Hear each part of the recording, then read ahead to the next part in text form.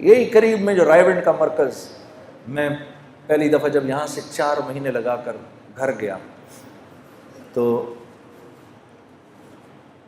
گھر مفتی تقی عثمانی صاحب سے میں نے گزارش کی حضرت تشریف لے کر آئے، اور یہی بات جو بھی میں آپ سے کہہ رہا ہوں نا، اللہ کے لیے اپنے نفس پر پہلا قدم رکھنا،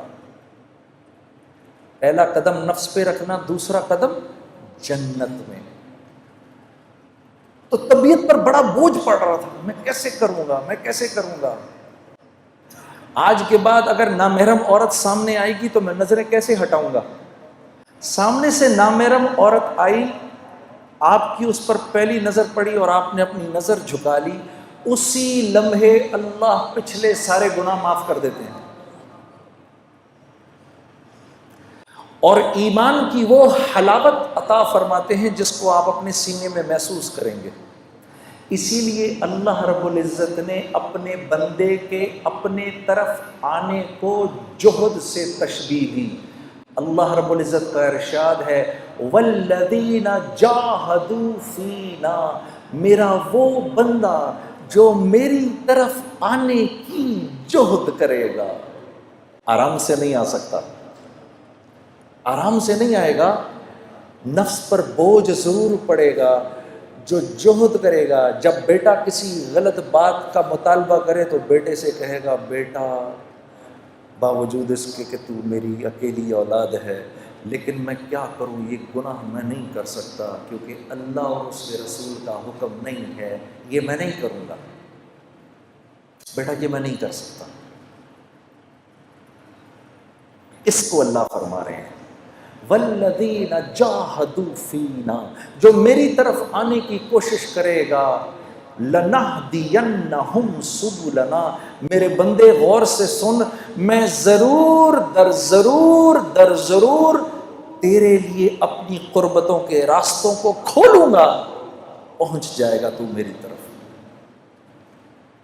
تو میں نے جب یہ بات سنی تو میں مفتی صاحب کا چہرہ دیکھنے لگا، میں نے کہا حضرت مجھے بات سمجھ نہیں آئی، مجھے سمجھائیں ذرا، مجھے نہیں بات سمجھ میں آئی، اللہ کی قربت کے راستے کیا ہیں؟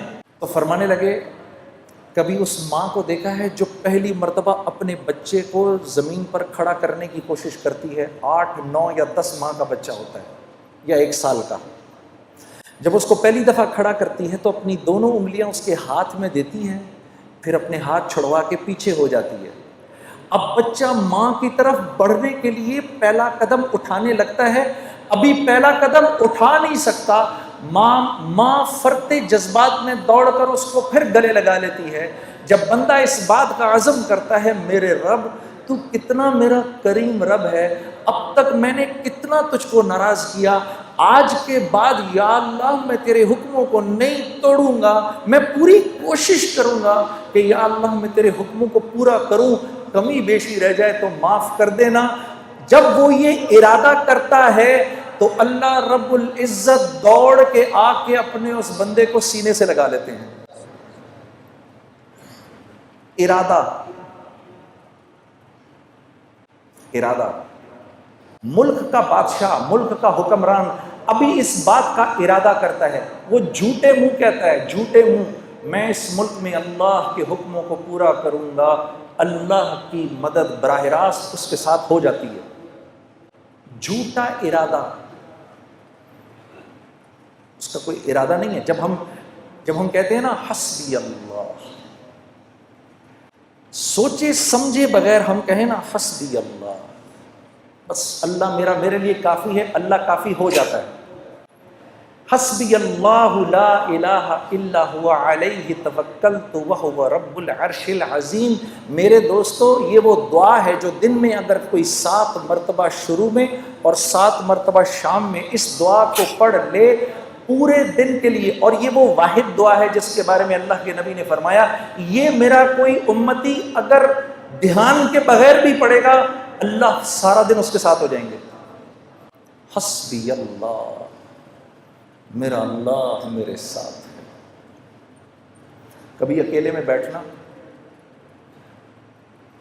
اللہ سے اپنے گناہوں کی معافی مانگ کے پھر تھوڑی دیر میں دل کو ایک تسکین ہوگی، 2 آنسو نکلیں گے، سمجھ جانا اللہ نے خوش ہو کے معاف کر دیا۔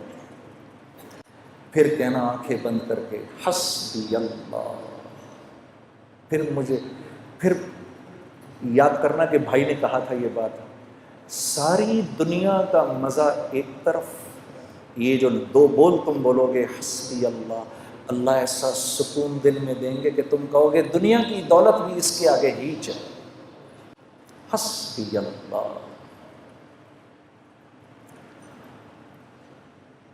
تو ہمارا مسئلہ نیکیاں کرنا نہیں ہے، نیکیاں تو ہیں، دیکھو کتنا بڑا مجمع آ گیا جمعہ پڑھنے کے لیے، باہر بھی کتنے بیٹھے ہیں۔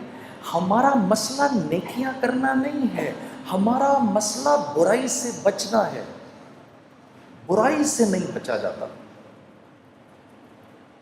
برائی سے بچنے کا کیا مطلب ہے؟ کیا گناہ نہیں ہوں گے؟ نہیں، گناہ ہوں گے، برائی سے متقی کون ہے؟ وہ جو گناہ نہیں کرتا؟ نہیں، متقی تو وہ ہے جو گناہ کرتا ہے فوراً معافی مانگ لیتا ہے، یہ متقی ہے۔ گناہ کیا معافی مانگ لو، اللہ مجھے معاف کر دے، معاف ہو گیا۔ پھر گناہ ہوا، یا اللہ مجھے معاف کر دے، پھر معاف ہو گیا، یا اللہ معاف کر دے۔ کرتے کرتے کرتے اللہ رب العزت ایک وقت آتا ہے، اللہ فرماتے ہیں میرے بندے چل دیکھتے ہیں کہ تو معافی مانگ کے تھکتا ہے یا ہم معاف کر کے تھکتے ہیں۔ تو معافی مانگ مانگ کے تھک جائے گا، ہم معاف کر کے نہیں تھکیں گے۔ یہ تو ہم اللہ کو پہچانتے نہیں۔ آپ دیکھو، یہ اسکول میں تو سبھی گئے ہیں، 8 بجے کا ٹائم، بھائی 8 بجے اسکول میں جانا ہے، 8 بجے نہیں پہنچو گے تو کیا ہو جائے گا؟ گیٹ بند ہو جائیں گے۔ اس کے بعد گھسنے دیں گے اندر؟ نہیں گھسنے دیں گے، چلو بھائی باہر نکلو ادھر سے، گھر جاؤ۔ اب ادھر مؤذن اذان دیتا ہے، اللہ اکبر اللہ اکبر، اس رب سے بڑا کوئی نہیں ہے، یہی سب سے بڑا ہے۔ اذان ہو گئی، اذان کے بعد اللہ رب العزت کا حکم آنا چاہیے تھا، چلو بھائی بند کرو، مسجد کو بند کرو، اب کوئی مسجد میں نہیں داخل ہوگا۔ تو مؤذن سے کہا رک جاؤ رک جاؤ، ابھی تو میرے بندوں نے اذان سنی ہے، انہیں 15-20 منٹ تو دو، ابھی میرے بندے کاموں میں لگیں، ابھی آئیں گے، میرے بندے ابھی آئیں گے۔ مسجدوں کے دروازے کھول دو، کیونکہ مسجد میری رحمت کی جگہ ہے، میرا گھر ہے، ابھی میرے بندے آئیں گے، کوئی بات نہیں اگر تھوڑی دیر ہو گئی تو، ابھی تو یہ آئیں گے۔ 15-20 منٹ کے بعد نماز کھڑی ہوئی، اللہ اکبر قد قامت الصلاۃ قد قامت الصلاۃ، نماز کھڑی ہونے لگی ہے، نماز کھڑی ہونے لگی ہے۔ اب تو کہہ دینا چاہیے تھا اللہ کو، مؤذن کو، چلو جاؤ اب جا کر گیٹ پر تالے لگا دو، ہونا چاہیے تھا۔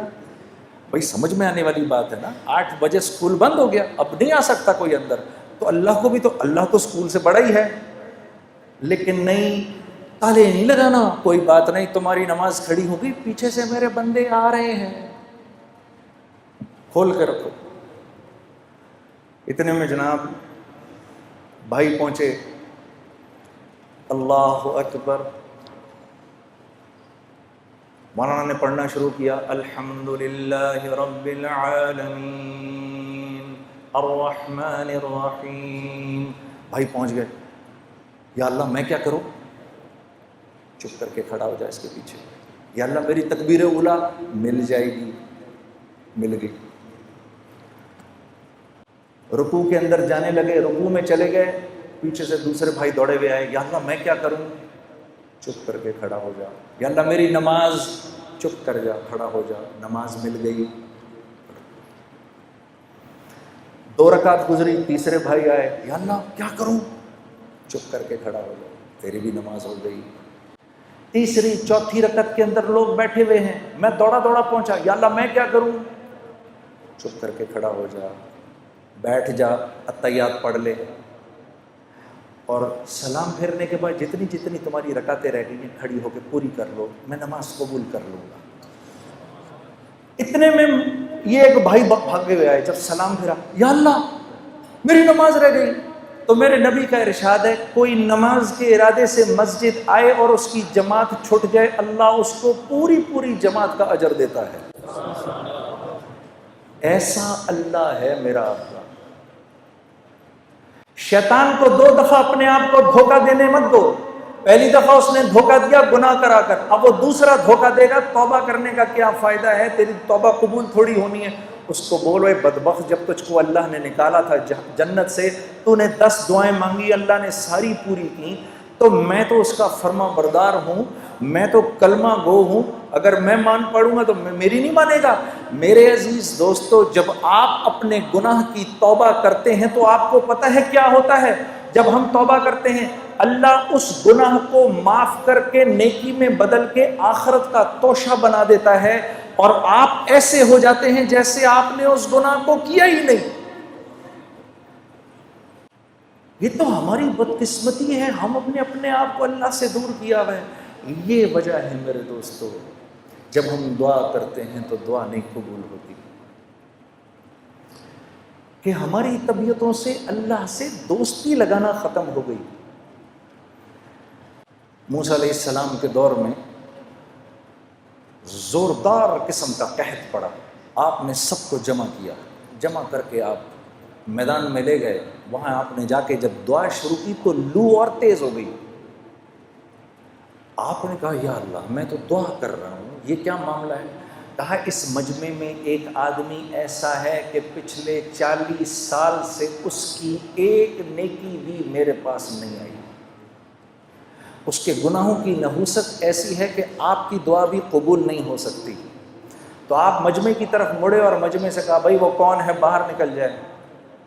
اب وہ جو گناہگار تھا وہ تو نظریں نیچے کی کھڑا ہوا تھا، اس نے دائیں دیکھا یہاں سے شاید کوئی نکلے، بائیں دیکھا یہاں سے کوئی نکلے۔ جب تھوڑی دیر ہوئی تو اپنی عزت بچانے کے لیے اس نے کہا یا اللہ اتنے سال میں نے تیری نافرمانی کی، تو نے کسی کو پتہ نہیں چلنے دیا، اب اتنی دیر ہو گئی ہے، تو ایسا نہ ہو کہ تو اپنے نبی کو بتا دے کہ وہ کون ہے، تو میں کتنا ذلیل ہوں گا۔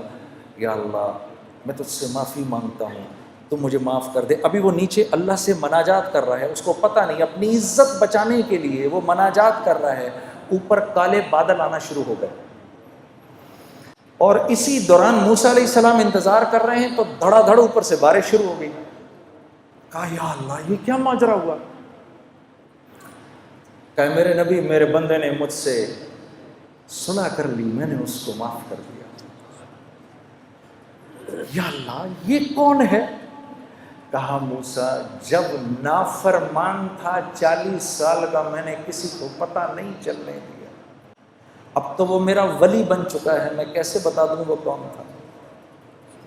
میرے دوستو آج امت اللہ سے دور ہوئی بیٹھی ہے، کیونکہ اللہ سے دور ہوئی بھی ہے، اپنی ہر مشکل کا حل اس کو اللہ کے غیر میں نظر آتا ہے۔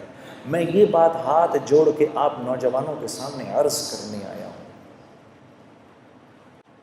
کہ آج کیونکہ ہم اللہ سے دور ہو گئے ہیں اپنے گناہوں کی وجہ سے، تو اللہ رب العزت سے جو حسن ظن ہے وہ بھی ختم ہو گیا ہے۔ اب جب کوئی ضرورت آتی ہے تو خیال اللہ کی طرف جاتا نہیں کہ میں تو اس کی کرتا ہوں نافرمانی، ارے نہیں، میرے گناہوں کی کیا حیثیت ہے اس کی رحمت کے سمندر کے آگے۔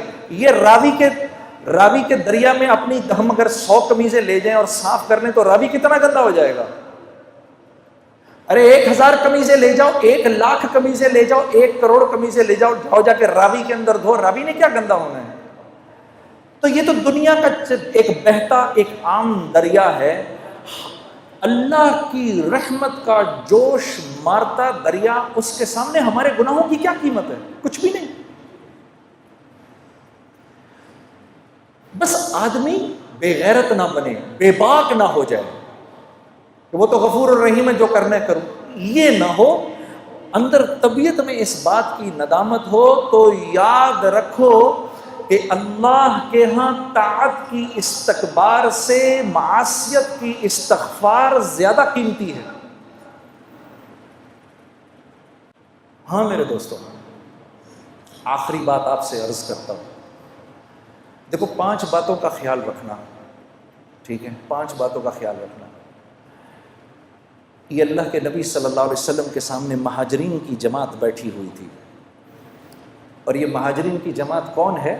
یہ سابقون الاولون تھے سارے، سیدنا ابو بکر صدیق، سیدنا عمر، سیدنا عثمان، سیدنا علی، طلحہ، زبیر، عبد الرحمن بن عوف، سعد بن ابی وقاص، سعید بن زید رضوان اللہ علیہم اجمعین، یہ لوگ بیٹھے ہوئے تھے مسلمانوں کے اس وقت کے سابقون الاولون، جن کی قربانیاں جو تھیں اور جن کو اللہ نے دنیا میں ہی جنت کی بشارتیں دے دی تھیں، تو یہ بیٹھے ہوئے تھے آپ کے سامنے۔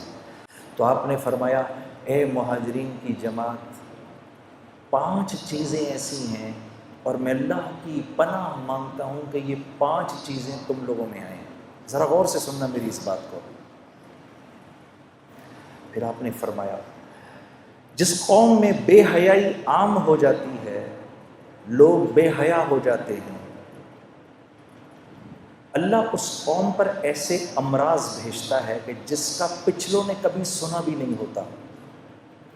اللہ ان میں ایسی اموات بھیجتا ہے کہ جس کا پچھلوں نے کبھی سنا نہیں ہوتا۔ نمبر 1۔ نمبر 2، پھر آپ نے فرمایا کہ جس قوم میں تاجر بے ایمان ہو جائے، ناپ تول میں کمی شروع کر دے، اور میں یہ عرض کرتا ہوں کہ جس قوم کا غریب ٹھیلے والا بھی اگر لوگوں کو دھوکہ دینا شروع کر دے، 4 اچھے مالٹے اٹھائے، 8 گندے سڑے اٹھائے، جس قوم کا جو قوم ناپ تول میں بے ایمانی شروع کر دے، معاملات میں بے ایمانی شروع کر دے، اللہ ان کے اوپر ایک ایسا ظالم بادشاہ مسلط کرتے ہیں جو نہ ان کے بڑوں پر رحم کھاتا ہے، نہ ان کے بچوں سے شفقت کرتا ہے۔ دوسری بات ہو گئی۔ تیسری بات، پھر آپ نے فرمایا جس قوم کے لوگ زکوٰۃ کو تاوان سمجھتے ہیں، ان پر رزق تنگ کر دیا جاتا ہے، رزق تنگ کر دیا جاتا ہے کہ آسمان سے ایک قطرہ بھی نہ برسے اگر زمین پر بے زبان جانور نہ ہو تو۔ 3 باتیں۔ چوتھی بات، آپ نے فرمایا جو بات بات پہ جھوٹ بولتے ہیں، چکر دیتے ہیں اور اپنے وعدوں سے پھر جاتے ہیں۔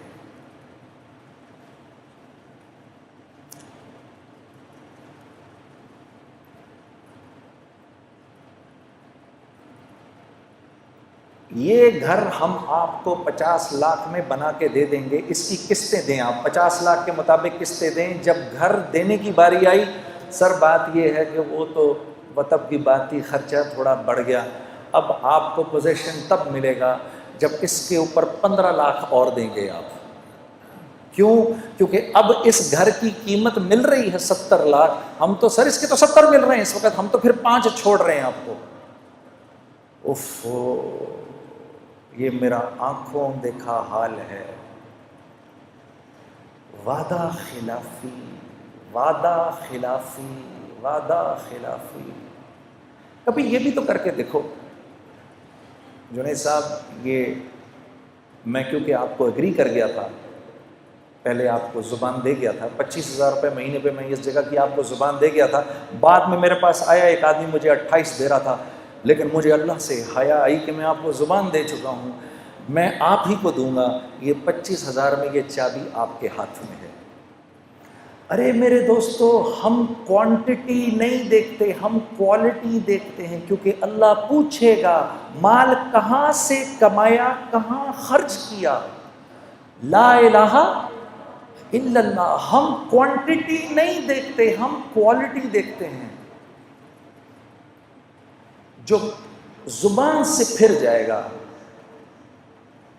چوتھی بات آپ نے فرمایا جو زبان سے پھر جائے گا، اللہ رب العزت اس قوم کو اس کے دشمنوں کے حوالے کر دیتے ہیں، جو ان کے گھروں میں گھس کے ان کے مالوں کو لوٹتے ہیں۔ 4 باتیں ہو گئی۔ 5ویں بات،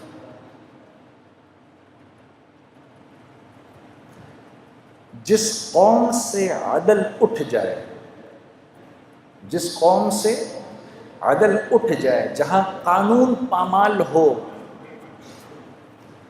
اللہ اس قوم میں آپس میں خانہ جنگی کروا دیتے ہیں۔ گناہ کیا ہے اور سزا کیا ہے؟ اب آپ مجھے بتاؤ، فوجیں جمع کرنے سے یہ مسئلہ حل ہو سکتا ہے؟ میرے نبی، پہلے تو یہ بتاؤ، نعوذ باللہ من ذالک، میرے نبی کی بات غلط ہو سکتی ہے؟ یہ میں نے 5 چیزیں آپ کو بتائیں، بتاؤ ان 5 چیزوں کے ٹھیک ہونے کا تعلق میری ذات سے ہے یا پولیس اور فوج یا ایلیٹ فورسز سے ہے؟ کس سے ہے اس بات کا تعلق؟ کس سے ہے بھائی؟ میری ذات سے ہے۔ میں ٹھیک ہو گیا، یہ سارا معاملہ ٹھیک ہو جائے گا۔ بس یہ گزارش میں آپ کے سامنے کرنے آیا۔ اللہ آپ لوگوں کو بہت بہت جزائے خیر دے۔ السلام علیکم ورحمۃ اللہ وبرکاتہ۔